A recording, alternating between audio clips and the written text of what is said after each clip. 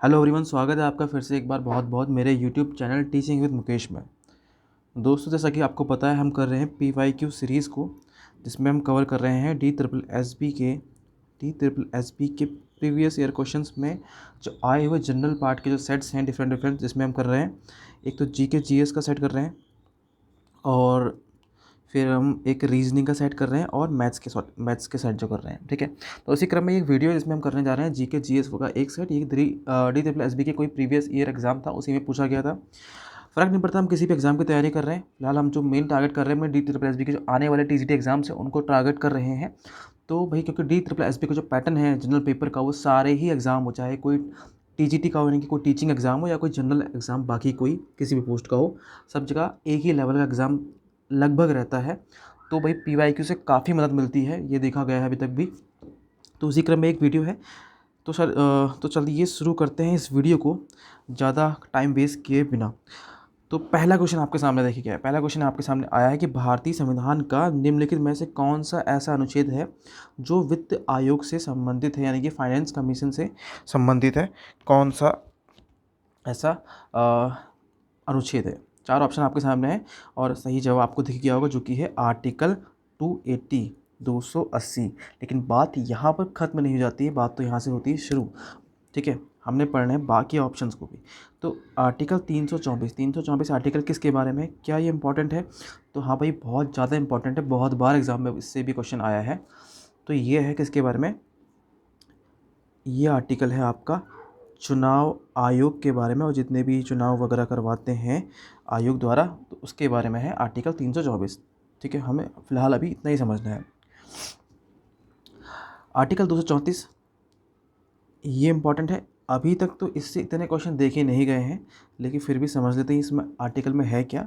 तो इस आर्टिकल में दिया है न्यायिक सेवा, जो न्यायिक सेवाएं होती हैं उसमें जो है न्यायाधीश यानी कि जो जजेस होते हैं, जजेस से अलग जो बाकी पोस्ट होती हैं, बाकी जो लोग होते हैं, उनकी यहाँ पर उनकी भर्तियों से संबंधित यहाँ बात की गई है। तो ये उतना ज़्यादा इम्पोर्टेंट मुझे नहीं लगता कि है अपकमिंग एग्ज़ाम के लिए। Article 226 most important article. ठीक है, बहुत बार क्वेश्चन आते हैं यहाँ से। आर्टिकल 226 की बात करता है, ये बात करता है उन शक्तियों की बात करता है। आर्टिकल 226 बात करता है, देखिए ये बात करता है पावर्स की बात करता है, पावर ऑफ हाई कोर्ट, यानी कि हाई कोर्ट की उस शक्ति की बात करता है जिसके अंतर्गत जो हाई कोर्ट है वो क्या करता है, वो रिट जारी करता है। हाई कोर्ट रिट जारी करता है।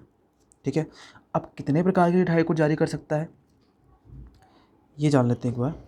तो भाई, जो हाई कोर्ट है वो 5 प्रकार की रिट जारी कर सकता है, 5 प्रकार की। ठीक है, अब इन 5 प्रकार के रिट्स में कौन कौन सी है? देखिए, सबसे पहले रिट आती है बंदी प्रत्यक्षीकरण। नंबर 2 जो आती है वो आती है परमादेश। फिर है प्रतिषेध। चौथी जो रिट है वो है अधिकार परीक्षा। और जो 5वीं रिट है वो है उत्प्रेषण। तो 5 प्रकार की रिट जो है हाई कोर्ट जारी कर सकता है आर्टिकल 226 के तहत।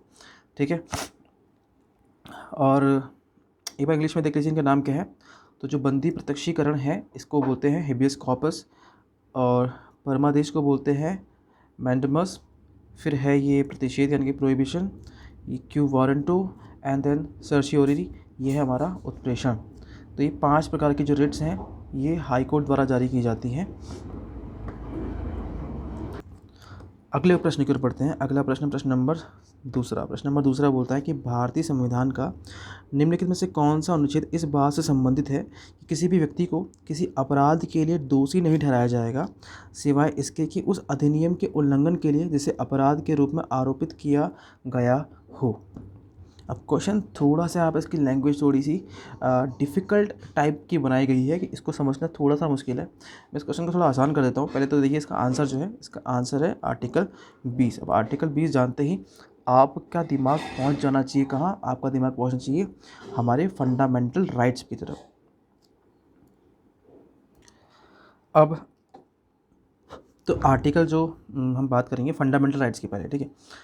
तो फंडामेंटल राइट्स, फटाफट से एक बार इसको कर लेते हैं रिवाइज। पार्ट आते हैं 3 में, भाग 3 में आता है आर्टिकल कहाँ से कहाँ तक है। इसमें आर्टिकल होते हैं 12 से 35 आर्टिकल इसमें शामिल होता है। और क्या इम्पोर्टेंट है, और इम्पोर्टेंट ये है, इसको बोलते हैं मैग्ना कार्टा ऑफ इंडिया, इसको ये बोला जाता है। कौन कौन से 6 आर्टिकल हैं इसमें, और फंडामेंटल राइट में कौन कौन से आर्टिकल आते हैं, फटाफट से देख लें एक बार। चलिए देख लेते हैं। तो देखो भाई, सबसे पहले आता है राइट टू इक्वालिटी आता है। थोड़ा शॉर्ट में लिखूँगा यहाँ पर, वीडियो को ज़्यादा लंबी ना करते हुए। तो राइट टू इक्वालिटी आता है, ये है आर्टिकल 12 से 35। मेरे साथ साथ में आप लोग रिवाइज़ कीजिए। अब बताइए अगला आर्टिकल क्या होगा। ठीक है, तो अगला आर्टिकल आता है हमारा राइट टू फ्रीडम आता है, यानी कि स्वतंत्रता का अधिकार, जो कि आता है आर्टिकल कहाँ से कहाँ तक, 19 से 22 में आता है। और कितने प्रकार की यहाँ पे फ्रीडम दी गई है हमें, हमें फ्रीडम दी गई है 6 प्रकार की, जो अभी जान लेंगे। ये साथ में जान ही लें। चलो पहले लिख लेते हैं सारे। फिर है हमारा राइट अगेंस्ट एक्सप्लॉइटेशन, मतलब कि शोषण के विरुद्ध अधिकार। शोषण के विरुद्ध अधिकार में जो हमारा अधिकार है वो आता है आर्टिकल 23 और आर्टिकल 24 में। फिर है freedom of religion, freedom of religion, ये आता है आर्टिकल 25 से 28। फिर आते हैं कल्चरल एंड एजुकेशनल राइट, यानी कि सांस्कृतिक और शिक्षा संबंधी अधिकार, ये है आर्टिकल 29 और 30 में। फिर एक मोस्ट इम्पॉर्टेंट आता है आर्टिकल, जो कि हमारा आर्टिकल 32, जिसमें आता है वो क्या है, कॉन्स्टिट्यूशनल रेमेडीज़, यानी कि संवैधानिक उपचारों का अधिकार आता है। ठीक है, कॉन्स्टिट्यूशनल रेमेडीज़ इसमें आती है। ठीक है, और हाँ यही बताऊँ आगे, चलो यही बता देते हैं। आर्टिकल 32 जो है, जैसे आपने अभी पढ़ा कि आर्टिकल 226 के तहत जो है हाई कोर्ट रिट जारी करता है, और आर्टिकल 32 के तहत सुप्रीम कोर्ट रिट जारी कर सकता है। और इस आर्टिकल 32 को संविधान की आत्मा किसने कहा था, ये कहा था भीमराव अंबेडकर ने कहा था। ठीक है, अभी आपके ध्यान में एक बात आ रही होगी कि 29 से 30 हुआ तो डायरेक्टली 32 कैसे आ गया, तो ये भी देख लीजिए लगे हाथों।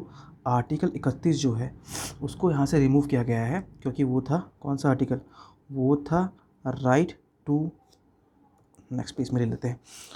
आर्टिकल 31, आर्टिकल 31 को कर दिया रिमूव, रिमूव तो कर दिया यहाँ से, लेकिन था कौन सा आर्टिकल, ये आर्टिकल था right to property, right to property को लेकर के, सॉरी, राइट टू प्रॉपर्टी से रिलेटेड आर्टिकल था, हटाया है। अब आर्टिकल को हटाया होगा तो किसी न किसी संविधान संशोधन के तहत ही हटाया होगा, तो इसे हटाया था 44th कॉन्स्टिट्यूशनल अमेंडमेंट के द्वारा हटाया था। कब, 1978 में हटाया था इसे। ठीक है, तो अब इसका क्या है, अब इस आर्टिकल को रखा गया है एक लीगल एक्ट की तरह से, अभी कानून बन चुका है, अब ये लीगल राइट बन चुका है। Now it is a legal right, एक संवैधानिक कानून बन चुका है। किस आर्टिकल के में ये बना है, आर्टिकल 300 का ए पर। ठीक है, यहाँ तक की बात आपके समझ में आ गई है। ओके, तो हमने सारे आर्टिकल पढ़े हैं। अब यहाँ से एक इम्पॉर्टेंट क्वेश्चन और बनता है, देखिए आर्टिकल से। तो मतलब ये क्वेश्चन इतना ज़्यादा इम्पॉर्टेंट तो नहीं है, लेकिन फिर भी एक इम्पॉर्टेंट क्वेश्चन है, बहुत से एग्ज़ाम में ही पूछा गया है, पूछा जा सकता है भाई, पूछने की बहुत बहुत संभावना है इसके। आपने कुछ आर्टिकल को याद करना है, तो एक 15 आर्टिकल, 16, 19, 29 और 30। कौन कौन से आर्टिकल बोले हैं, 15, 16, 19, 29, 30। अब क्यों याद करना है आर्टिकल को, क्या खास बात है? तो भाई जो ये वाले सारे आर्टिकल्स हैं ये हैं ओनली फॉर सिटीजन्स, केवल केवल भारतीय नागरिकों को दिए गए अधिकार हैं, ओनली फॉर सिटीजन। तो क्वेश्चन आता है कि इनमें से कौन सा, अगर कोई ऑप्शन आता है, 4 ऑप्शन, उन्होंने बोलता है कि कौन सा जो आर्टिकल है वो सिर्फ भारतीय नागरिकों के लिए, सिर्फ भारतीय नागरिकों के लिए है। तो भाई 15, 16, 19, 29, 30 में से कोई सा भी ऑप्शन होगा वही सही होगा, पहली बात। दूसरी बात, इन आर्टिकल के अलावा बाकी जितने भी आर्टिकल बचते हैं, बाकी जितने भी राइट्स बचते हैं इन आर्टिकल से हट करके, वो हैं सभी किसके लिए, वो दोनों के लिए, वो भारतीय नागरिकों को भी के लिए ऊपर भी लागू होंगे और साथ साथ जो विदेशी नागरिक हैं उनके ऊपर भी लागू हो जाते हैं। ठीक है, तो ये यहाँ पे एक इम्पॉर्टेंट क्वेश्चन था जो पूछा जाता है, इसमें से जुड़ा हुआ कई बार पूछा जाता है। ठीक है, और मैंने आपको कुछ बताना था इसमें, और क्या बताना था, फ्रीडम के टाइप्स बताने थे। चलो एक पेज और ले लेते हैं यहाँ पे फिर। तो राइट टू फ्रीडम जो आर्टिकल 19 है, ये प्रश्न काफ़ी बार पूछा गया, मैं इसलिए इस पर जोर दे रहा हूँ। एक मिनट, ज़रा थोड़ा मैं पेन डार्क कर लूँ अपना। हाँ, तो आर्टिकल जो 19 है ये है किसके बारे में, ये है भाई राइट टू फ्रीडम।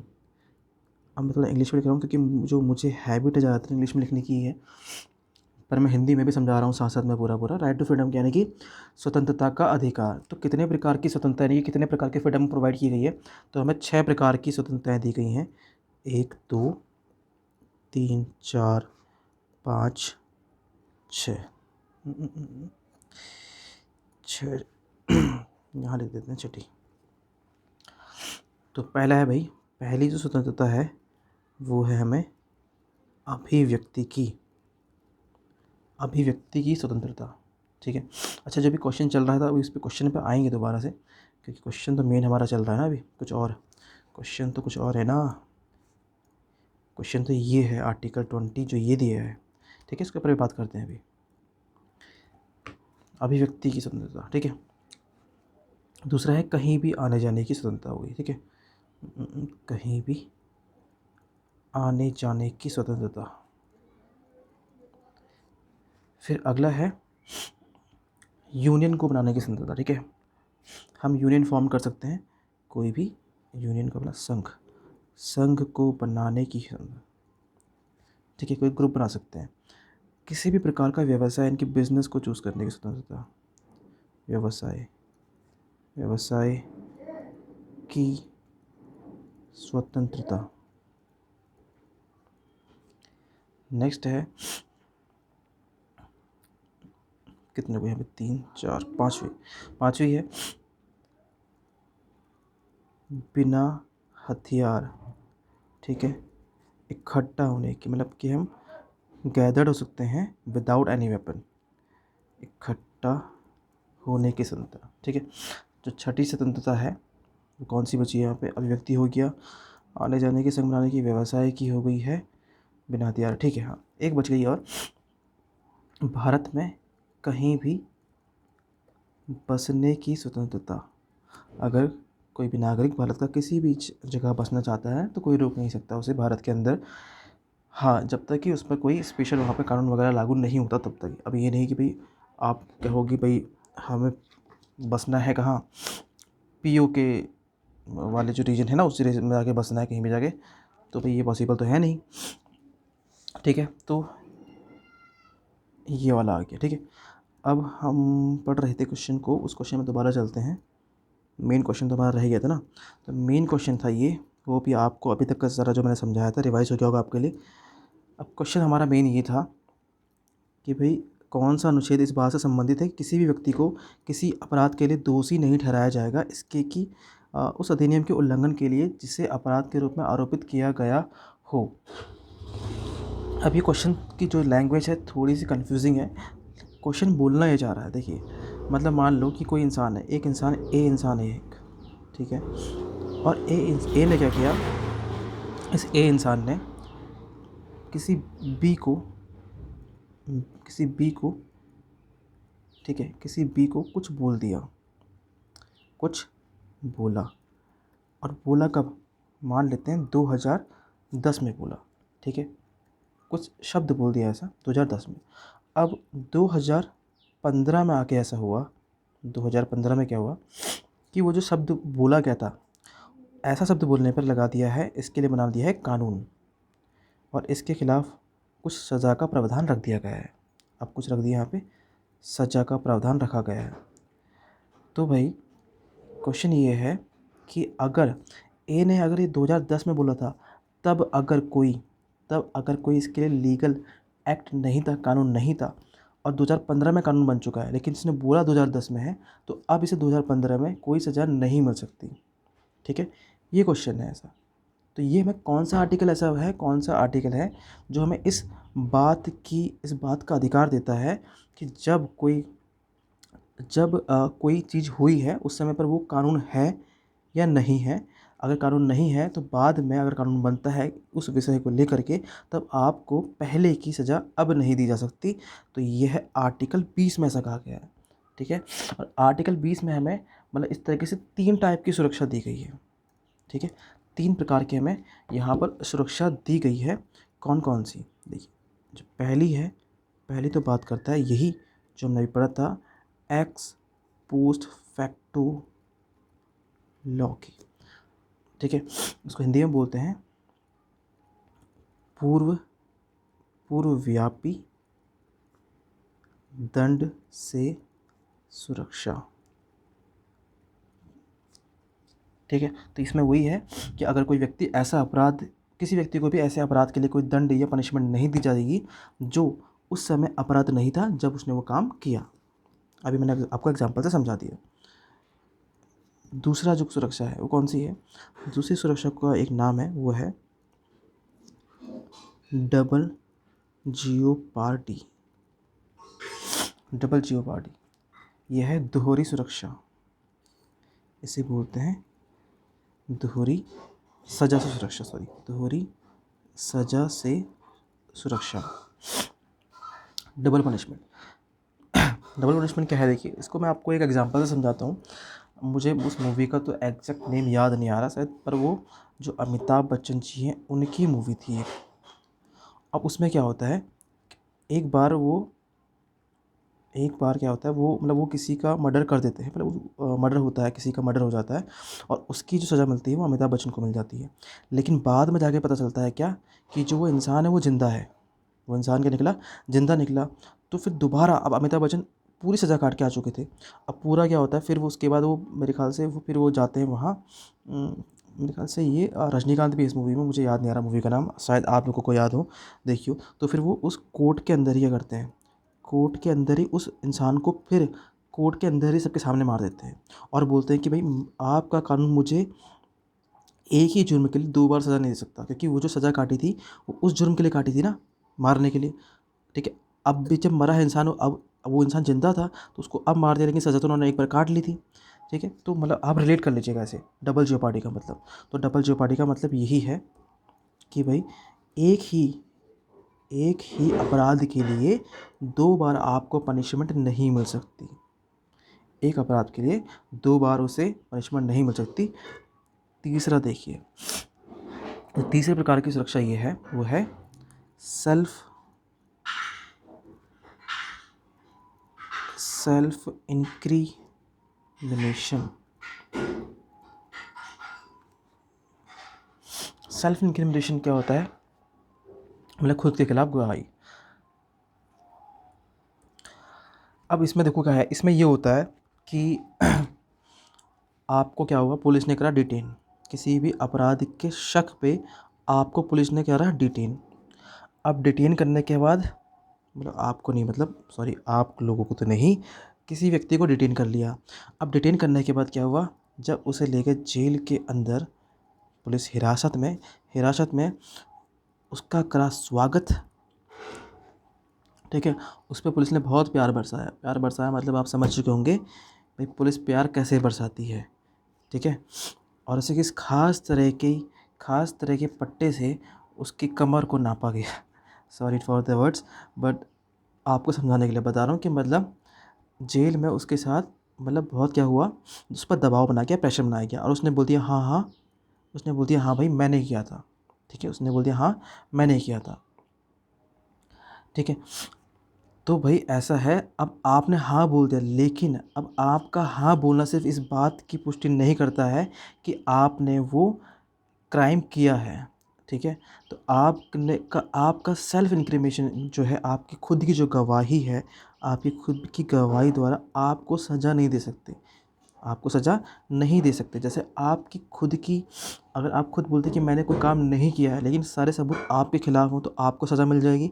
वैसे ही अगर खुद की गवाही अगर आप दे रहे हैं कि मैंने किया, लेकिन सबूत आपके साथ, सबूत आपको आपकी तरफ इशारा नहीं कर रहे हैं, तो भाई आपको आपको वहाँ पर आप खुद की गवाही आपकी नहीं मानी जाएगी, सिंपल सी बात है। ठीक है, आप चले जाएंगे और सीधे से जज साहब के सामने बोल दीजिए कि भाई नहीं मैंने तो नहीं किया, मुझ पे बहुत दबाव डाला गया था, मैंने हाँ बोल दिया था, तो बस बात वहीं पे ख़त्म हो जाती है। तो ये 3 प्रकार की सुरक्षा दी गई थी। अगर क्रिमिनल किसी ऑफेंस में हम आपको या किसी को भी व्यक्ति को डिटेन कर लिया जाता है उस स्थिति में। ठीक, अब थोड़ा सा एक बार ये बाकी चीज़ों पर जो है ये आर्टिकल वगैरह लिखे हैं, इन पर भी एक बार हम क्या करते हैं, थोड़ा सा ध्यान डाल देते हैं अपना। अब आर्टिकल 24 है, आर्टिकल 24 यहाँ पर भाई ध्यान डालना ज़रूरी क्यों है? ध्यान डालना ज़रूरी इसलिए है क्योंकि ये बात करता है, किस बारे में बात करता है? क्योंकि ये बात करता है चाइल्ड लेबर की बात करता है। ठीक है, ये बात किसकी करता है? ये बात करता है चाइल्ड लेबर की, बाल मजदूर की। और बाल मजदूरी को रोकने से रिलेटेड ये आर्टिकल है, कौन सा? आर्टिकल 24 है। ठीक है, इसके तहत मतलब ये बोला गया है, एज आपको पता ही है कि कौन सी एज, एज 14 साल से कम उम्र का कोई भी बच्चा किसी भी ऐसे काम में नहीं होगा जहाँ क्या हो, जहाँ कोई लाइफ रिस्क हो। ठीक है, फिर आर्टिकल 23, ये क्या ये इम्पोर्टेंट नहीं है? ये भी इम्पोर्टेंट है आपके लिए। आर्टिकल 23 बात करता है prohibition of human trafficking and force labour. ठीक है, तो इसमें बात है ह्यूमन ट्रैफिकिंग की, ह्यूमन ट्रैफिकिंग की बात ये करता है। और साथ साथ में किसकी बात करता है? साथ साथ में बात करता है फोर्स्ड लेबर की बात करता है, कि मतलब आपको भाई ज़बरदस्ती कहीं लेबर आपसे काम नहीं करवाया जा सकता है, और ना ही आपका क्या होगा, ह्यूमन ट्रैफिकिंग। ट्रैफिकिंग का मतलब ये होता है ना कि मतलब किसी का मतलब बेचना खरीदना इंसानों को, तो इस प्रकार का काम नहीं किया जा सकता। ठीक है, इस आर्टिकल के अंतर्गत। बाकी आर्टिकल 19 मैंने आपको समझा ही दिया है। ये बात करता है राइट टू फ्रीडम की, और कितने प्रकार की, 6 प्रकार की फ्रीडम की ये बात करता है जो हमने अभी पढ़ ली हैं। अब कुछ फ्रिक्वेंट क्वेश्चन जान लेते हैं।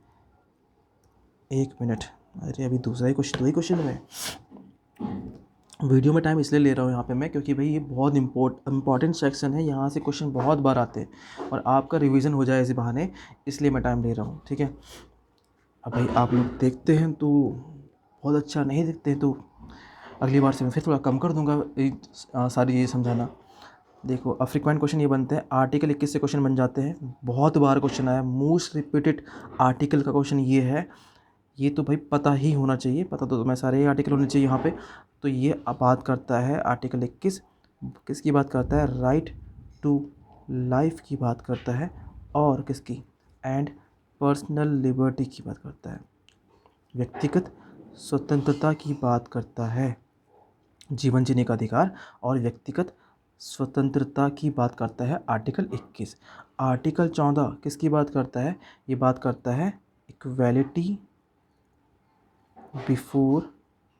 बिफोर लॉ, मतलब कि कानून के समान समानता, कानून के सामने समानता की बात करता है। आर्टिकल 19 हमने पढ़ लिया है। आर्टिकल 20 भी हम देख चुके हैं, protection in respect of conviction, यानी कि जब वो काम हुआ था उस समय किस प्रकार के, मतलब 3 प्रकार की प्रोटेक्शन दी जाती है आपको इसमें। चलिए, तो ये हो गया सारा। क्वेश्चन नंबर जो थर्ड है उसकी तरफ बढ़ते हैं। क्वेश्चन नंबर थर्ड बात करता है यहाँ पर निम्नलिखित में से कौन सा अनुच्छेद जो है चुनावों के अधीक्षण, निर्देशन और नियंत्रण से संबंधित है, जो चुनाव आयोग में निहित है। यानी कि चुनाव आयोग की बात की जा रही है, सिंपल सा, और हमने पहले ही क्वेश्चन में इसे पढ़ लिया था। आर्टिकल 324 है, ये बात करता है चुनाव आयोग की, इलेक्शन कमीशन और उसकी पावर की और उसकी सारी रिस्पॉन्सिबिलिटीज़ की बात करता है यहाँ पर 324। और आपको पता होगा आजकल इलेक्शन कमीशन के बारे में कितनी बातें चल रही हैं, और अगर आप अप टू डेट रहते हैं आज जो सोशल सिनेरियोज हैं उनसे। Article 148 most most most important article है, आर्टिकल 148। डायरेक्टली सीधे क्वेश्चन आता है यहाँ पे से कि आर्टिकल 148 किससे संबंधित है, या फिर क्या, जो कैग है यानी कि कंप्ट्रोलर ऑडिटर जनरल है इंडिया के नियंत्रक एवं महालेखा, कौन ये है, नियंत्रक एवं महालेखा भारत के किस आर्टिकल के अंतर्गत आते हैं, तो ये आते हैं आर्टिकल 148 के अंतर्गत आते हैं, ठीक है। और चलो एक आध चीज़ें और यहाँ जान लें, जो कैग है हमारे, जो सीएजी हैं, इनको पहले बात तो शपथ कौन दिलाता है, ये यहाँ से इम्पोर्टेंट बन सकता है कि इनको शपथ कौन दिलाता है। तो शपथ की बात आएगी तो नाम आएगा राष्ट्रपति जी का सॉरी। और अगर इनके टर्म की बात करें, इनके कार्यकाल की बात करें, इनके कार्यकाल या टर्म की बात करें तो क्या होता है, तो इनका कार्यकाल होता है या 6 साल का, या तो at the age of 65 year. मतलब क्या है, या तो इनके कार्यकाल को 6 वर्ष पूरे पहले हो रहे हो तो 6 वर्ष पूरे करेंगे, ये तो इनकी 65 ईयर की उम्र आ गई पहले, तो पहले भाई 65 की उम्र में रिटायर हो जाएंगे, दोनों में से जो पहले होगा। इनको रिमूवल, जो इनका रिमूवल होता है, इनको इनके पद से हटाने की जो बात है, वो वही बात है जिससे राष्ट्रपति जी को हटा सकते हैं, वो है महाभियोग के द्वारा, ठीक। महाभियोग कहाँ से लिया गया है सभी को पता होगा, कमेंट सेक्शन में बताइएगा कहाँ से लिया गया है, ठीक है। ये यहाँ पे इतनी सारी क्लियर। आर्टिकल 226 ऊपर कर चुके हैं अभी, हाई कोर्ट से रिलेटेड है। और आर्टिकल 368 आर्टिकल 368 जो है, ये भी अपने आप में एक इम्पॉर्टेंट आर्टिकल है। इम्पॉर्टेंट आर्टिकल क्यों है आपको पता ही होगा, नहीं पता तो अभी मैं बताऊंगा तो आपको समझ में आएगा क्यों इतना इम्पोर्टेंट आर्टिकल है। इम्पोर्टेंट इसलिए आर्टिकल है क्योंकि यहाँ संशोधन की बात की गई है। संशोधन की बात किस में संशोधन की बात की गई है, यहाँ संशोधन की बात की गई है संविधान में। तो भैया संविधान में जो संशोधन होता है वो किस आर्टिकल के तहत किया जाता है, वो किया जाता है आर्टिकल 368 के तहत किया जाता है। और जब भी आर्टिकल 368 की बात होगी, आपने एक most most most important case याद करना है, इससे भी क्वेश्चन काफ़ी बार बन चुका है। केस का नाम है केशवानंद भारती केस, ओके। तो केशवानंद भारती केस जो है ये आपने याद रखना है। कब हुआ था, 1973 में हुआ था। और इसमें क्या कहा गया था, सुप्रीम कोर्ट ने टिप्पणी की थी कि भाई हम संविधान की जो बेसिक स्ट्रक्चर है, यानी कि जो उसकी मूलभूत संरचना है, उसमें परिवर्तन नहीं कर सकते। We can not amend the basic structure of the constitution, ये बात की थी सुप्रीम कोर्ट ने। मतलब जो बेस है उसको तो वैसे रहने देंगे, हाँ उसमें कुछ बदलाव ज़रूर कर सकते हैं, ठीक है। तो वहाँ से ये लकीर खींच दी गई थी, वरना तो भाई तब से लेकर अब तक पता नहीं क्या क्या बदलते थे अपनी इच्छा के अकॉर्डिंग। तो भाई इंसान अपनी इच्छा के अकॉर्डिंग कुछ भी बदल सकता है, लेकिन उसमें एक लकीर खींचना जरूरी था जो सुप्रीम कोर्ट ने खींची थी कब, 1973 के केशवानंद भारती केस में। अब जान लेते हैं कुछ इम्पॉर्टेंट और जो हमारे संशोधन हुए थे, मतलब जो ज़्यादा इंपॉर्टेंट है। सबसे पहले तो एक क्वेश्चन ये पूछ लेते हैं, क्योंकि भाई पहली बार कब हुआ था संशोधन, तो फर्स्ट कब हुआ था यहाँ पे, तो संविधान लागू कब हुआ था, संविधान लागू हुआ था 1950 में। तो 1951 में ही क्या हो गया था, संविधान में संशोधन किया गया था। और क्या किया गया था, इससे हमने संविधान में नवी अनुसूची को जोड़ा था, नवी अनुसूची को जोड़ा था। फिर 42वां संविधान संशोधन आपने याद रखना है। 42वां संविधान संशोधन ये हुआ था 1976 में हुआ था, ठीक है। ये भी बहुत मोस्ट इम्पॉर्टेंट संविधान संशोधन है। क्योंकि इसको हम बोलते हैं, इसी को हमने बोला मिनी कॉन्स्टिट्यूशन, इसे बोला गया। इससे 3 शब्दों को जोड़ा गया था, किसमें, प्रियम्बल में, प्रस्तावना में हमारी। कौन से वर्ड थे, एक था सोशलिस्ट, दूसरा वर्ड हमारे पास, एक तो देखो, एक तो हो गया हमारा सोशलिस्ट, एक वर्ड आया, ठीक है, जिसका मतलब होता है समाजवाद, ठीक है। फिर दूसरा वर्ड जो आया हमारा वो आता है सेक्युलर, फिर आता है सेक्युलर। फिर आता है इंटीग्रिटी। तो तीन वर्ड जोड़े गए थे, किससे जोड़े गए थे? ये जोड़े गए थे हमारे, जो ये हुआ था 42वां संविधान संशोधन 1976 द्वारा। तीन शब्दों को जोड़ा गया था, यानी कि समाजवादी, सेक्युलर का मतलब क्या होता है इसका मतलब होता है धर्मनिरपेक्ष, और जो है इंटीग्रिटी का मतलब होता है एक साथ इंटीग्रेट करना, जोड़ना, यानी कि अखंडता की बात करता है। तो तीन शब्दों को जोड़ा गया था। ये भी इंपॉर्टेंट है कि किस संविधान संशोधन द्वारा इन तीन शब्दों को जोड़ा गया था। तो ये था 42वां 1976।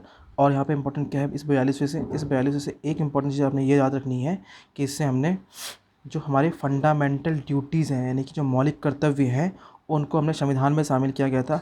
किस आर्टिकल में? आर्टिकल 51A में शामिल किया गया था हमारे फंडामेंटल ड्यूटीज़ को। कितनी फंडामेंटल ड्यूटीज़ थी? 10 फंडामेंटल ड्यूटीज़ को शामिल किया गया था।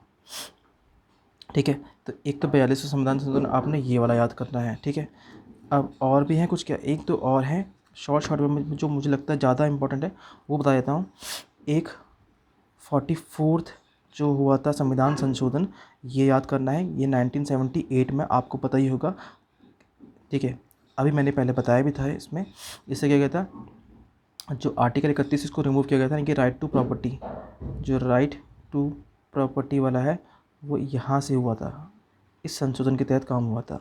फिर आता है, आपने एक याद करना है 86, ये हुआ था 2002 में। इससे हमने आर्टिकल 21A जोड़ा था, 21A जोड़ा था।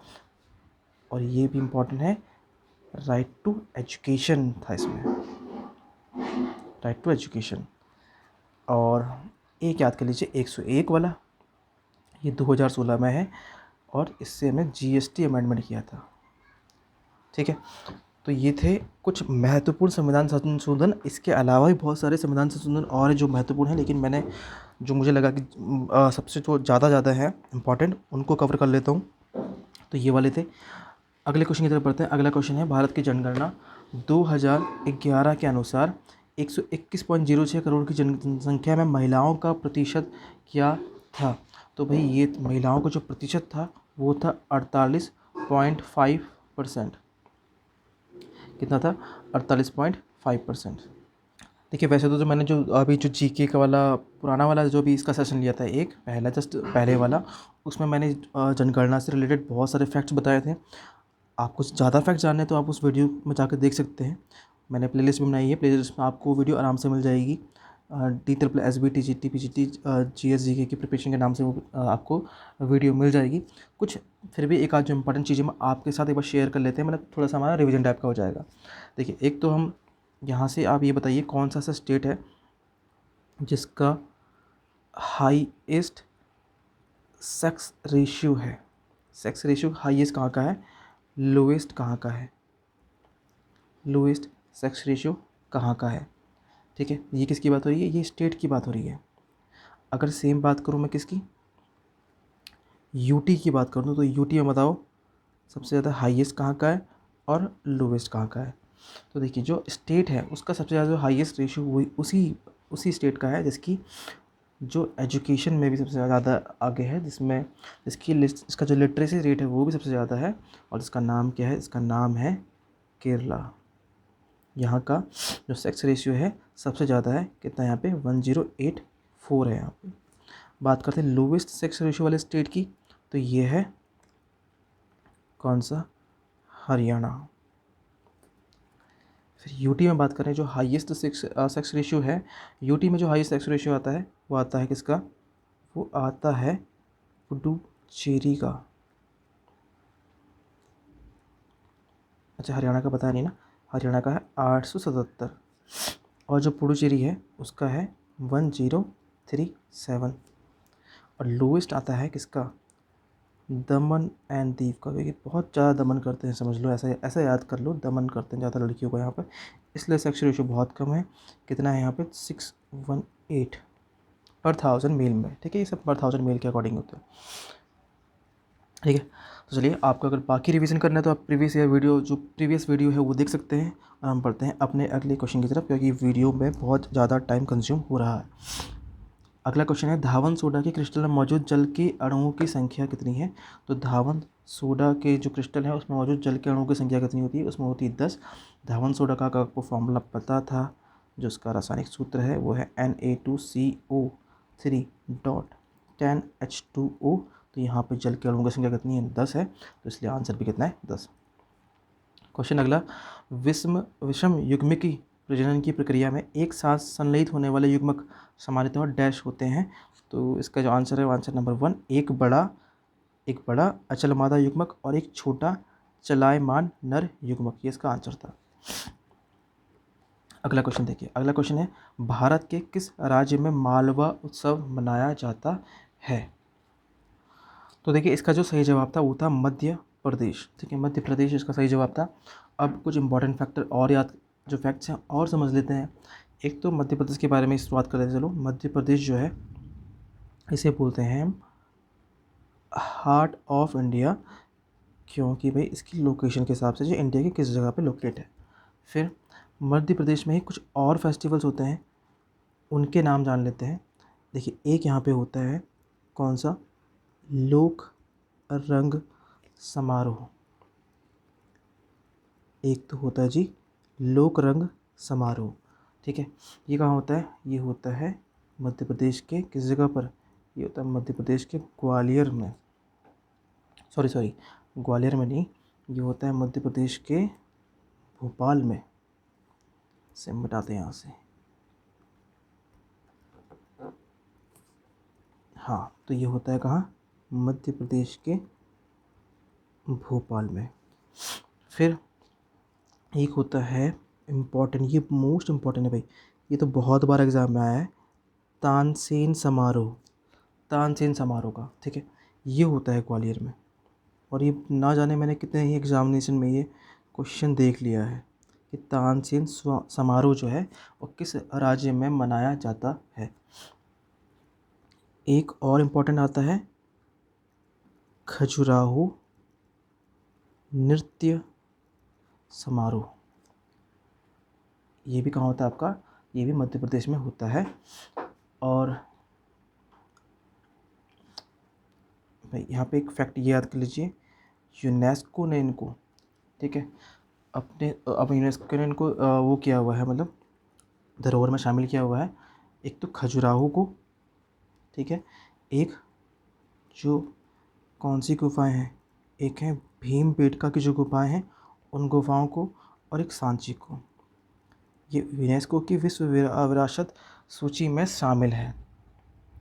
ठीक है, तो ये बात थी मध्य प्रदेश के बारे में। बहुत सी और बातें भी हैं और फैक्ट्स भी हैं, लेकिन भाई पॉसिबल नहीं हो पाता सारे चीज़ों को एक साथ लेके आना। अगला देखते हैं, अगला राजस्थान के बारे में समझ लेते हैं। अब है राजस्थान का। तो राजस्थान की अगर बात की जाए तो राजस्थान में क्या क्या है आपने एक याद करना है यहाँ से। पहले तो एक होता है यहाँ पर डिज़र्ट फेस्टिवल। ये तो नाम से आपके समझ में आना चाहिए कहाँ का होगा, ये होगा राजस्थान का। ठीक है, और राजस्थान में कहाँ मनाते हैं इसको? इसको मनाते हैं जैसलमेर में। फिर आता है एक पुष्कर, पुष्कर कैमल फेयर, पुष्कर ऊँट मेला, यानी कि पुष्कर कैमल फेयर, ये पुष्कर में हो गया। ठीक है, फिर एक है तीज महोत्सव। ये तीज मेला समझ लो, या तीज का त्यौहार जो है ये भी राजस्थान में होता है। और एक है गणगौर नाम का फेस्टिवल है, ये भी राजस्थान में ही बहुत मनाया जाता है। राजस्थान के जो दो यहाँ पे फैक्ट मैं और आपके सामने शेयर करना चाहूँगा आपके साथ। एक तो भाई जो डांस फॉर्म है यहाँ का, दोनों ही डांस फॉर्म है वैसे, घूमर, और दूसरा है कालबेलिया। आपको समझ में भी आ रहा होगा कि बहुत ज़्यादा इंपॉर्टेंट फैक्ट है किस चीज़ का? कालबेलिया वाला। ठीक है, ये देखिए, ये जो है ये है किसका? ये है घूमर डांस फॉर्म। ठीक है, पूरा पारंपरिक वेशभूषा में होता है ये डांस, आप सभी को बाकी पता ही होगा इसके बारे में। और ये है कालबेलिया नृत्य। ये क्या है? कालबेलिया नृत्य। कालबेलिया नृत्य जो है, चलो इसके बाद में भी बात करते हैं।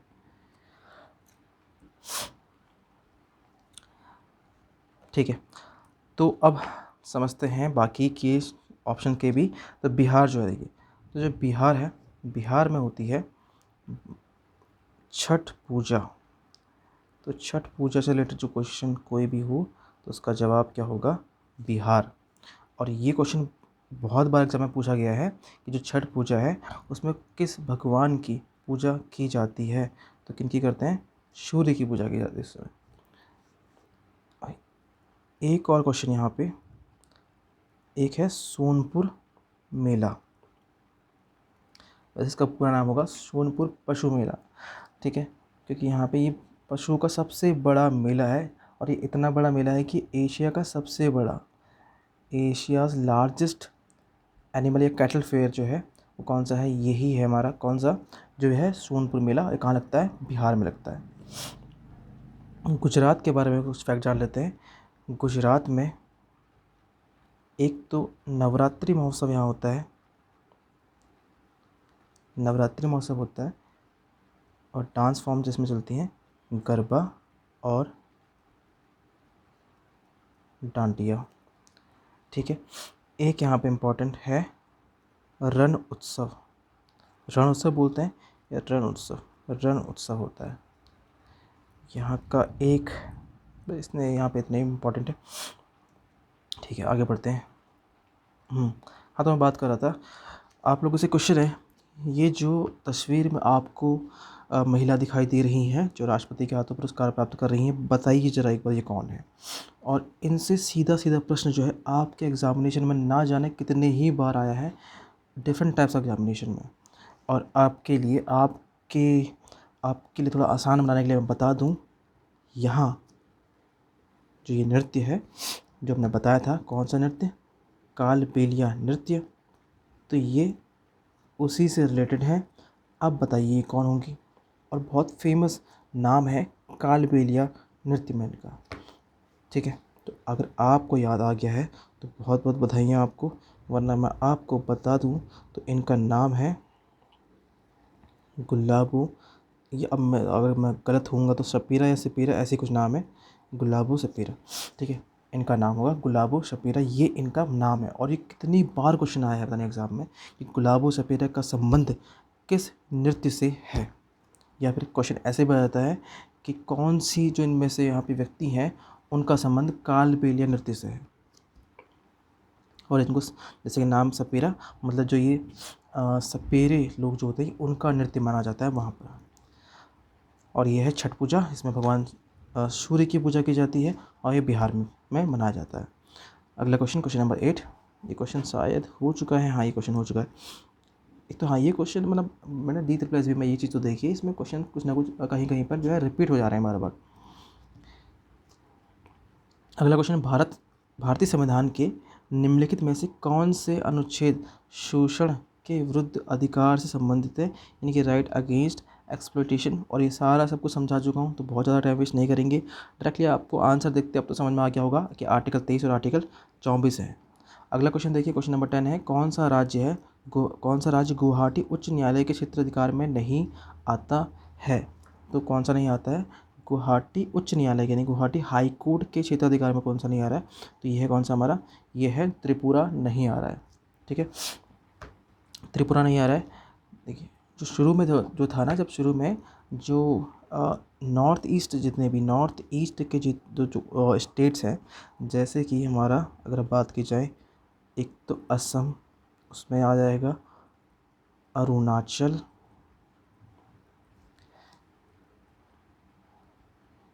नागालैंड, मिज़ोरम, मणिपुर और मेघालय, त्रिपुरा, सिक्किम। ये सारे स्टेट पहले आते थे under the jurisdiction of Guwahati high court, पहले सभी इसके अंडर में आते थे, लेकिन बाद में त्रिपुरा का अपना हाई कोर्ट बन गया, तो ये इसकी ज्यूरिसडिक्शन से बाहर हो गया, इसके क्षेत्राधिकार से बाहर हो गया। और इसका हाई कोर्ट, ये हाई कोर्ट त्रिपुरा का हाई कोर्ट कब बना था, ये बना 13 मार्च 2000 23 मार्च 2013 को इसको अपना खुद का हाई कोर्ट मिल चुका था। तो ये इस गुवाहाटी जो हाई कोर्ट है उसकी जुरिडिक्शन से बाहर हो गया था। अगला क्वेश्चन देखते हैं। अगला क्वेश्चन है, आनुवांशिकी का जनक किसे माना जाता है? 4 ऑप्शन है और चारों के 4 में से 2 ऑप्शन तो ऐसे हैं भाई जो किसी न किसी रूप में किसी न किसी क्वेश्चन के में पूछ लिए जाते हैं। तो इसका जो आंसर आनुवांशिकी का जनक, वो बोलते हैं किसको? वो बोलते हैं ग्रेगर जी मेंडल को। और इन्होंने किस पौधे पर अपना एक्सपेरिमेंट किया था? तो इन्होंने किया था, ये भी आपको पता ही होगा, पढ़ा ही होगा आपने बचपन में, ये किया था मटर के पौधे पे यानी कि पी प्लांट पर इन्होंने ये किया था। साथ में ही और अगर देखा जाए तो इनको बोलते हैं फादर ऑफ जेनेटिक्स, बोलते हैं इन्हें फादर ऑफ जेनेटिक्स। इनका एक नियम भी है जिसे बोलते हैं law of segregation. Law of segregation, segregation Hindi में बोलेंगे तो विभाजिता का नियम,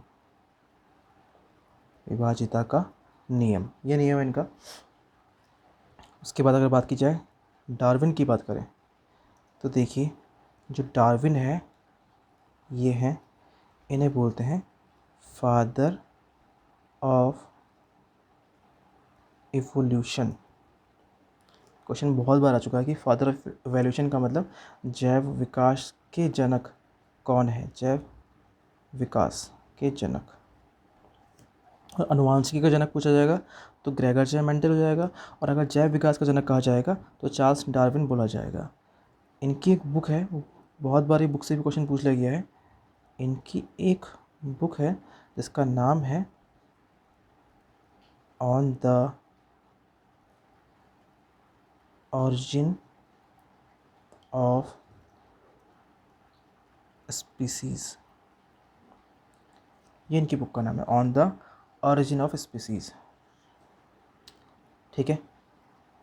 बाकी अगर आप देखें, देखो जेम्स वाटसन का भी थोड़ा सा चलो जान लेते हैं। इन्होंने जो किया था, इन्होंने जो डीएनए का डबल हेलिक्स स्ट्रक्चर है, डबल हेलिक्स स्ट्रक्चर है, इसके ऊपर काम किया था। और इन्हें 1962 में ही मिला था नोबेल प्राइज़ मेडिसिन के लिए, मिला था। फ्रांसिस क्रिक की बात की जाए तो इन्होंने भी डीएनए डबल हेलिक्स में जो वाटसन है उनका साथ दिया था। अगला क्वेश्चन देखिए। अगला क्वेश्चन है, बंगाल की खाड़ी के दक्षिण पश्चिम में कौन सी जल डमरू मध्य स्थित है? अब पहले ही जानते हैं जल डमरू मध्य होता क्या है। देखिए जल डमरू मध्य का मतलब ये होता है, जैसे मान लीजिए ये एक बहुत बड़ी वाटर बॉडी है और ये एक बहुत बड़ी वाटर बॉडी है, मतलब ये कोई महासागर वगैरह है, ये कोई महासागर, तो इनके बीच में जो पतला संकरा जो रास्ता है ये भी वाटर बॉडी ही होगी, ये भी कोई जल निकाय ही होगा। तो इन दोनों को जो जोड़ता है बहुत पतला सा वे या रास्ता, उसे बोलते हैं हम जल डमरू मध्य। ठीक है। और ये 2 भूमि क्षेत्रों को भी अलग करता है, ये 2 भूमि क्षेत्रों को भी अलग करता है। ठीक है, इसे बोलते हैं जल डमरू मध्य। तो वहाँ पे क्वेश्चन पूछा है कि भाई कौन सा जो जल डमरू मध्य है बंगाल की खाड़ी के पश्चिम में, जल डमरू मध्य कौन सा है जो किसको अलग करता है? जो बंगाल की खाड़ी के दक्षिण में, यह है पाक जल डमरू मध्य। और अगर आप देखें ये पाक जल डमरू मध्य जो है किस जगह पे स्थित है? देखिए ये मान लीजिए भारत है और यहाँ पे ये श्रीलंका है, तो ये यहाँ पर कहीं पे है, यहाँ पर कहीं पे क्या है? भारत और श्रीलंका को अलग करता है ये वाला जल डमरू मध्य। कौन सा? पाक जल डमरू मध्य। हमने अभी पढ़ा था ना कि ये 2 या तो कोई भी जो लैंड के क्षेत्र है उनको अलग करेगा या फिर जो 2 वाटर बॉडी को है उनको अलग करता है। तो ये यहाँ पर कहीं पर है। ठीक है, तो यहाँ बंगाल की खाड़ी है तो इसके दक्षिण पश्चिम में है। ठीक है, और बाकी देखिए, हाँ बाकी तो ये है सुंडा जल डमरू मध्य। तो जो सुंडा जल डमरू मध्य है ये जो है, यह है इंडोनेशिया का जो एक सुमात्रा नाम का जो एक यहाँ पर जो वह द्वीप है, और जो एक वहाँ पर जावा नाम का द्वीप है, उनके बीच में उनको अलग करता है। ये है हमारा सुंडा स्ट्रेट या सुंडा जल डमरू मध्य। और फिर है हमारा अगला डेविस जलडमरू मध्य है। जो डेविस जलडमरू मध्य है वो ये है हमारा डेविस जलडमरू मध्य। तो ये क्या करता है, ये डेविस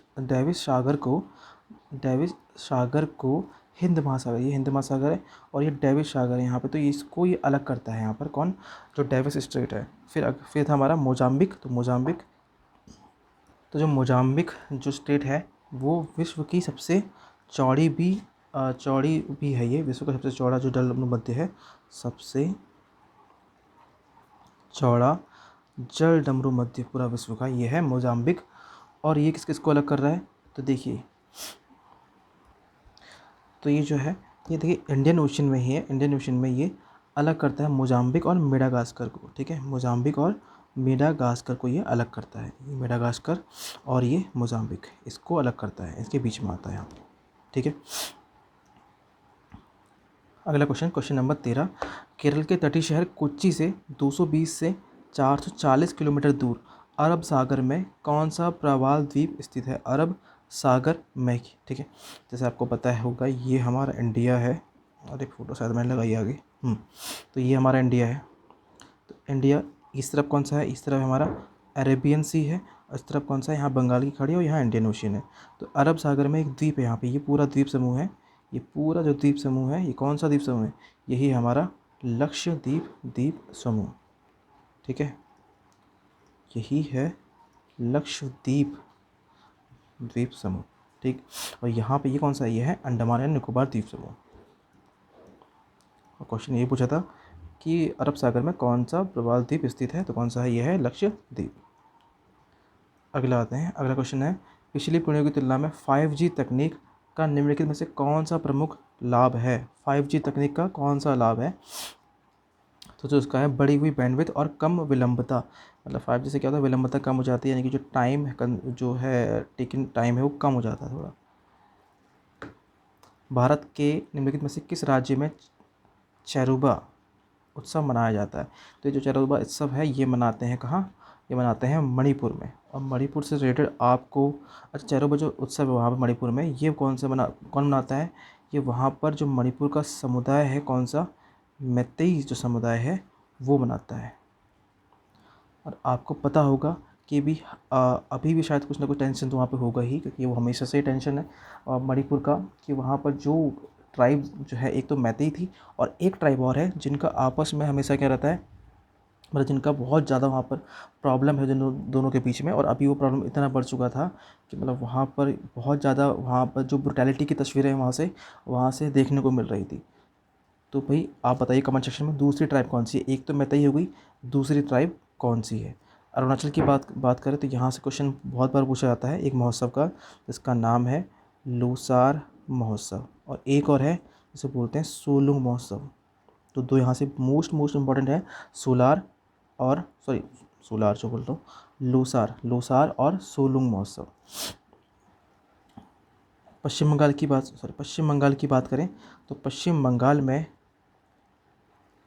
है पोइला बैसाख, क्योंकि भाई एक तो आपको पता है ना, वहाँ बंगाली बोलते हैं, उसको बोलते भी कैसे होंगे वैसे, पोइला, तो पोइला बैसाख, तो ये है वहाँ का नववर्ष, ये क्या है वहाँ का, ये बंगाली नववर्ष है। फिर त्रिपुरा से आपको दो बहुत दिखेंगे, एक तो बीजू है, और एक ही मोस्ट इम्पॉर्टेंट बहुत बार पूछा गया है, खारची पूजा।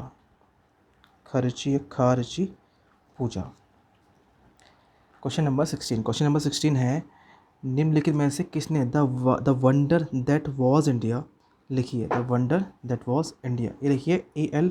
बशीम ने, किसने लिखी है, ये लिखिए A.L. बशीम ने। और यहाँ से इम्पोर्टेंट आपने याद रखना है शशि थरूर के बारे में,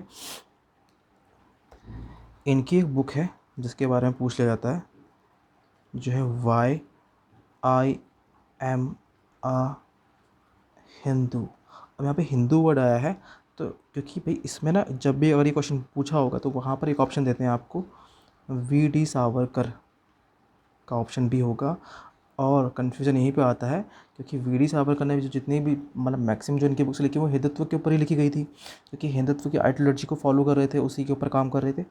तो भाई हम रिलेट कर देते हैं why I am a Hindu book को वी डी सावरकर से, जो कि गलत है। जबकि ये बुक किसकी है? ये बुक है शशि थरूर की। ठीक है, अगर एग्ज़ाम पॉइंट ऑफ व्यू से देखना है हमने सब चीज़ों को, तो ये किसकी है? शशि थरूर की है। फिर यहाँ पे अगर देखें बंकिम चंद्र चट्टोपाध्याय जो हैं, इनका जो फेमस जो बुक है वो आपने भाई वो तो पता ही होगी आपको, वो कौन सी है? वो है आनंद मठ, जो लिखी थी उन्होंने 1882 में। और यहीं से हमने लिया है अपना जो राष्ट्र का गीत है, कौन सा? वंदे मातरम। कब लिया होगा? तो बिल्कुल सही जवाब दे रहे हैं आप, 1950 में लिखा है। अगला, निम्नलिखित में से कौन सी पुस्तक द डिस्कवरी ऑफ इंडिया के लेखक थे? Discovery of India famous book है, ये भी बहुत बार एग्जाम में पूछी गई है। कौन थे इनके लेखक? तो इनके लेखक का नाम है जवाहरलाल नेहरू। अब जवाहरलाल नेहरू से एक किताब या शायद दो किताबें और हैं जो पूछी जाती हैं काफ़ी। एक बुक तो जो है इसका नाम है letters from a father to his daughter. ठीक है, पिता के पत्र पुत्री के नाम, ये चैप्टर भी तो शायद एनसीईआरटी में बचपन में कि किसी क्लास में ऐसा कुछ याद आ रहा है, आपको भी शायद आ रहा होगा। तो वो जवाहरलाल नेहरू का एक तो आ गया letters from a father to his daughter, एक और यहाँ पे बुक है इनकी, वो याद कर लेना। एक है glimpses of world history, glimpses of world history. ठीक है, दो बुक इनकी याद करनी है। फिर आती है बारी महात्मा गांधी जी की। अच्छा, अरबिंदो घोष रह गए। अरबिंदो घोष का देखिए, इनका जो बुक है वो है द लाइफ डिवाइन, एक ये है इनकी जो एग्ज़ाम में पूछी जा सकती है। और एक और ऐसे ऑन गीता, एक बुक ये है। एक द सिंथेसिस ऑफ योगा भी है, चलो लिख लेते हैं ये भी, द सिंथेसिस ऑफ योगा, एक बुक ये है। तीन बुक्स हैं इनकी अरबिंदो घोष की। फिर महात्मा गांधी जी की देखते हैं। तो महात्मा गांधी जी की जो बुक्स हैं ये तो पूछी जाती कितनी बहुत कई बार, जो दो बुक्स शुरू की हैं, एक तो है द स्टोरी ऑफ, अब यहाँ तक ये बुक समझ में नहीं आती कि इसका नाम क्या है, क्योंकि इसका नाम शायद मैंने बहुत से एग्जाम में ये देखा है, इसके आगे से स्टार्ट करते हैं, क्योंकि पूरा नाम ये है, जबकि the story of my experiment with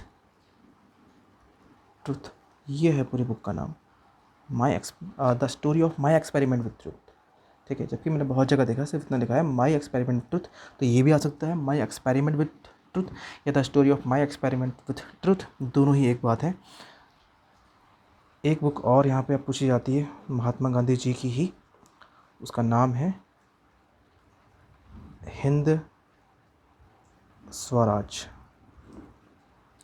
एक और है सर्वोदय, ये मतलब इतनी तो नहीं देखी मैंने पूछते हुए, लेकिन ये जो बाकी जो दो बुक्स हैं ये मोस्ट इंपॉर्टेंट है, ये तो आपको पता होना चाहिए।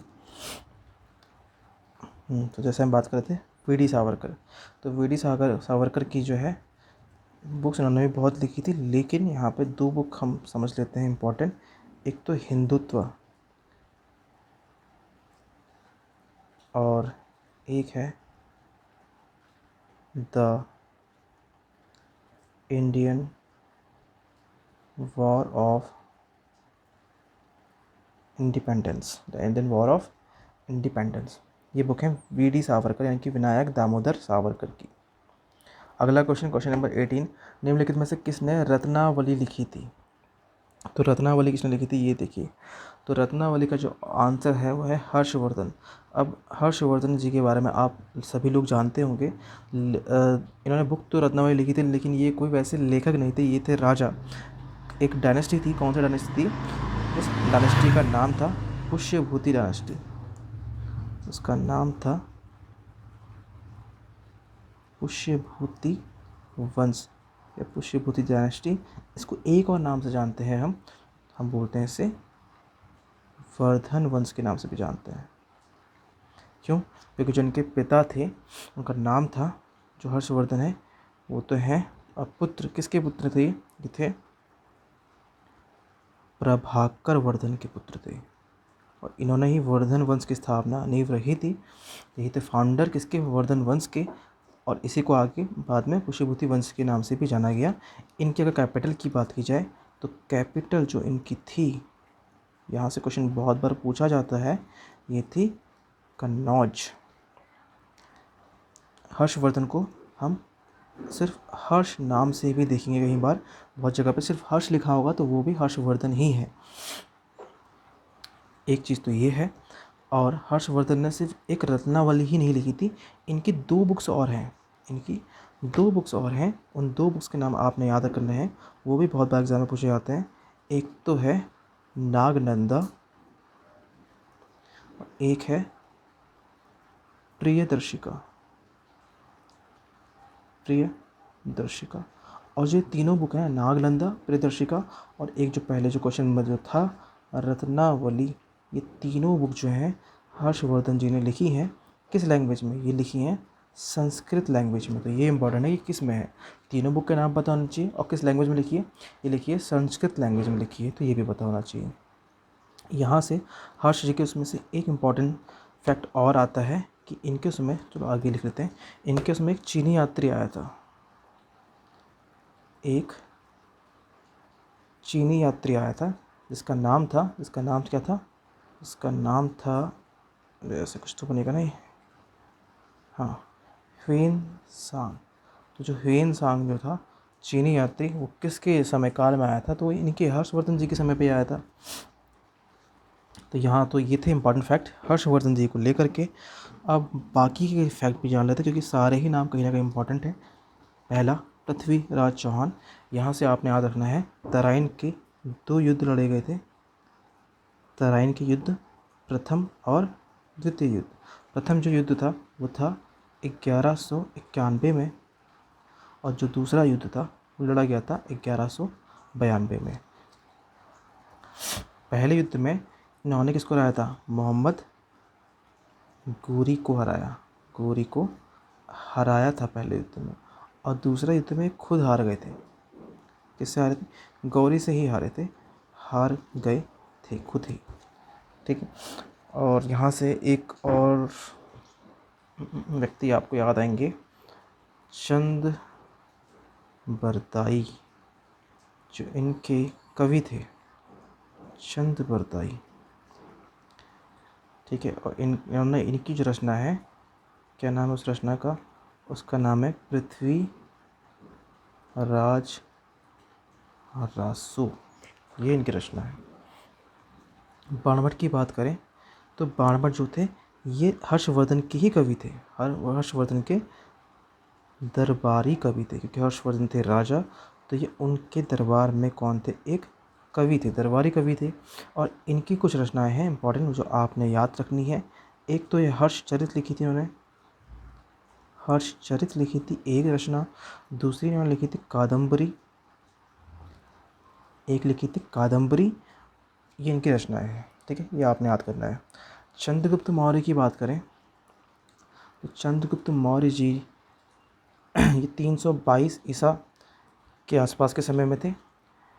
यहाँ से आपको एक नाम याद आएगा चाणक्य का, जिनका एक नाम और था कौटिल्य। ये बहुत बार पूछा गया है कि कौटिल्य इनमें से किसका नाम था? तो किसका? चाणक्य का नाम था।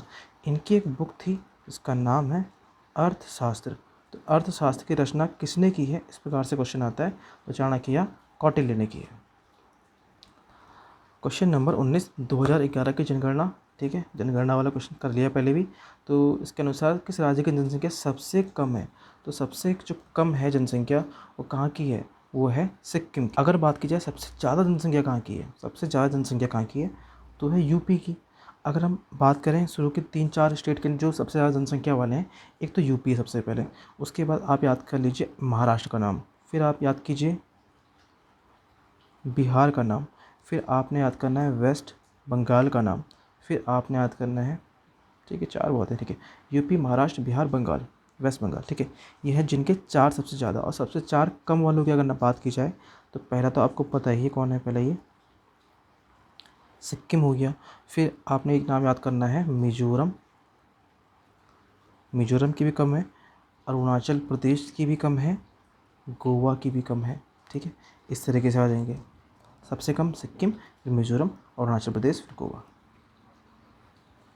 अगला क्वेश्चन देखते हैं। अगला क्वेश्चन है 2023, यानी कि जो लास्ट क्वेश्चन है आज के सेशन का, 2023 तक प्राप्त जानकारी के अनुसार भारत में कितनी शास्त्रीय भाषाएं हैं? तो सारे ऑप्शंस में से जो सही ऑप्शन है वह है ऑप्शन थर्ड, यानी कि 6 जो है 6 है वो शास्त्रीय भाषाएं हैं अभी फ़िलहाल 2023 में जो के अनुसार इन्होंने बात की है। तो यहाँ पर कौन कौन सी? एक है तमिल, फिर संस्कृत, एक है कन्नड़, फिर तेलुगु, मलयालम, और लास्ट लैंग्वेज आती है आपकी उड़िया। तो इस प्रकार से ये हैं 6 शास्त्रीय भाषाएं। इसमें से तमिल को आप बात कर लीजिए, इसे कब शामिल किया गया था? इसे 2004 में शामिल किया गया था। तो ये सारी जो भाषाएं हैं इनको उसके बाद ही शामिल किया गया होगा। पहली शास्त्रीय भाषा कौन सी थी? तमिल ही थी। तो ये थे भाई टोटल 20 क्वेश्चन, एक सेट था टोटल जीके जीएस का, जो DSSB ने अपने किसी प्रीवियस ईयर एग्ज़ाम में पूछा था। होप ये वीडियो आपको अच्छा लगा होगा, मेरी मेहनत पसंद आई है। तो भाई वीडियो को आपसे बहुत ज़्यादा रिक्वेस्ट है कि लाइक कीजिए, अपने कमेंट्स में भाई विचार व्यक्त कीजिएगा इस वीडियो को लेकर के। और हाँ, अगर वीडियो में किसी भी प्रकार की मुझसे गलती या मेरा स्लिप ऑफ टंग वगैरह कुछ हो गया हो तो भाई आपसे माफ़ी मांगता हूँ उस चीज़ के लिए। कोशिश करूँगा कि आगे से अगर ऐसी कोई गलतियाँ मुझसे होती हैं तो मैं उन गलतियों को ना करूँ। अपना छोटा या बड़ा भाई समझ के मुझे माफ़ कर दीजिएगा। बाकी हाँ, वीडियो को लेकर अगर कोई सजेशन है, अगर वीडियो को लेके आपका कोई सजेशन है तो भाई मोस्ट वेलकम, सजेस्ट कीजिए प्लीज़ आप मुझे कि वीडियोस में मैं क्या बदलाव ला सकता हूँ और कैसे मैं इसको ज़्यादा अच्छा बनाऊँ आप लोगों के लिए। तो ये वीडियो में इतना ही, मिलते हैं आपसे नेक्स्ट वीडियो में। अब नेक्स्ट वीडियोस आएंगी रीजनिंग और मैथ्स की। तो अगर अच्छी लग रही है तो शेयर कर दीजिए अपने दोस्तों के साथ जो कर रहे हैं आपके साथ तैयारी, क्योंकि चीज़ें बांटने से बढ़ती हैं। मिलते हैं आपसे नेक्स्ट वीडियो में। इस वीडियो को यहाँ तक देखने के लिए आप लोगों का बहुत बहुत धन्यवाद।